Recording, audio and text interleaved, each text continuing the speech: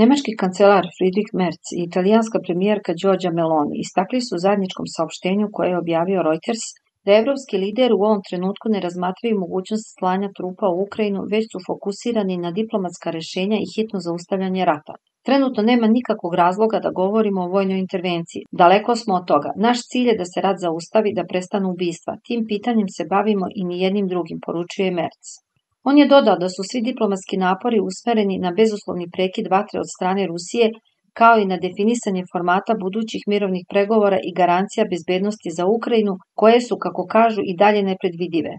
Premijerka Italije, Giorgia Meloni, naglasila je da je Italija spremna da učestvuje u svakom međunarodnom formatu koji vodi ka okončanju rata, ali je posebno istakla važnost zapadnog jedinstva u ovom trenutku. Ove izjave dolaze neposredno nakon pregovora u Istanbulu.